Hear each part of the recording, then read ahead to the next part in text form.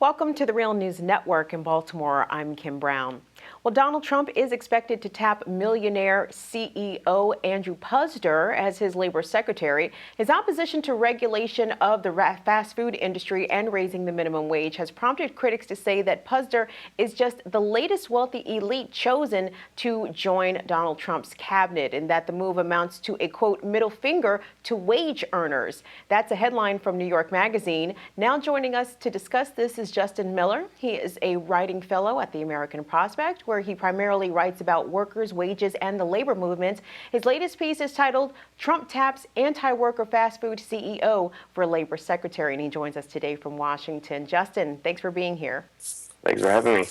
So, Justin, what's the significance of Puzder? Now, he opposes raising the federal minimum wage, and he says that the restaurant industry is over-regulated. So you say that he's the worst appointment imaginable for low-wage earners and labor advocates. Tell us why. Well, in addition to his opposition to the federal minimum wage increase, he has essentially called for a rollback of any sort of pro-worker regulation that Obama has pushed through during his tenure, and he has gone as far as saying that minimum wage workers should be protesting against a $15 minimum wage because it would kill jobs, and it would force restaurants in the restaurant industry to close down. But if you kind of look at research in Seattle based on the $15 minimum wage that they recently passed, that just is not borne out by research. So Puzder says that a $15 minimum wage would hurt the restaurant industry, as you just said. But what does this mean for the Fight for 15 movement? Because last week they launched their first action since the elections, and hundreds of cities and some states have already raised the minimum wage. But what does that mean for the Fight for 15 to have an opponent of raising the federal minimum wage heading the Department of Labor?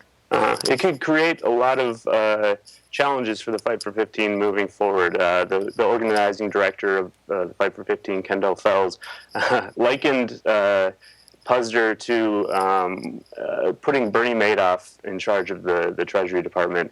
Essentially, there are just his kind of wholesale opposition to regulating and enforcing wage and hour laws in the restaurant industry, which is where some of the most rampant violations of overtime violations and minimum wage laws happen, and past Republican departments of labor have curbed enforcement measures, and Puzder has indicated that he thinks that regulations and enforcement are too overbearing, and corporations should be allowed to just kind of work, operate their business in a more uninhibited fashion. And having kind of such a vocal opponent of the Fight for 15 and of workers' rights is kind of the antithesis of what we've seen from the current Labor Secretary, Tom Perez, who has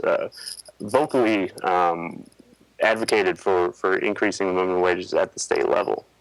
So let's talk about Andrew Puzder's wealth. And to put it into context, you cite an article from Talk Poverty that says that, quote, he made more in one day, over $17,000 in one day, than one of his full-time minimum wage workers would make in a year, about $15,000. Mm-hmm. That's quite a discrepancy. Mm-hmm. It really makes you put into question whether he has a strong sense of reality when this guy is making hundreds times more than an average minimum wage worker in the fast food industry, and he is just completely unsympathetic to the need for increased wages for workers who are working in poverty, and just does not seem to have any sort of compassion for the argument that putting more money in workers' pockets will benefit everybody. So Political reports, quote, that the business sector from which Puzder hails may complicate his new job because food services has lately been the top target for enforcement actions by the Labor Department's wage and hour division. So nearly half of low-wage enforcement cases in 2015, fully about 4,700 out of over 11,000, were in the restaurant industry. So what is your response to this?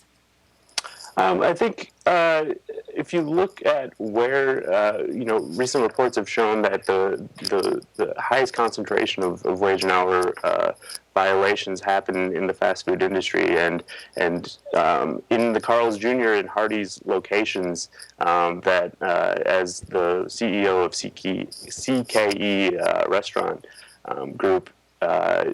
His locations have more than 50% of Hardee's and Carl's Jr. locations have had at least a single violation of wage and hour law, and putting somebody in charge who has a direct kind of conflict of interest in terms of ensuring that there's robust enforcement in this industry is troubling, to say the least. How does this complicate his confirmation, if at all? Because as you mentioned, I mean, he has these conflicts directly that will, go against the position that he's being appointed for. Now, I understand that the Senate is controlled by Republicans, and it's likely that a large majority, if not all, of Donald Trump's cabinet selections will be confirmed. But it doesn't smell right, does it? No, it doesn't, and I think that is something that Senate Democrats and Republicans who believe in requiring and abiding by federal labor law should press him on whether he will maintain aggressive enforcement tactics that the Department of Labor has ramped up during the Obama administration, specifically in the fast food industry, and if that is made kind of a core issue in the confirmation hearings, I think that will present challenges for his confirmation. In addition to him being against a lot of pro-worker policies that would help working class Americans who President-elect Trump has purported to speak for. Indeed. Well, the Fight for 15 may have just gained a brand new federal and corporate foe in Andrew Puzder. We've been speaking with Justin Miller. He is a writing fellow at the American Prospect. Primarily writes about workers' wages and the labor movement, and you can check out his latest piece. It's titled "Trump Taps Anti-Worker Fast Food CEO for Labor Secretary." Justin, we appreciate you joining us today. Thank you. Thank you. And thanks for watching the Real News Network.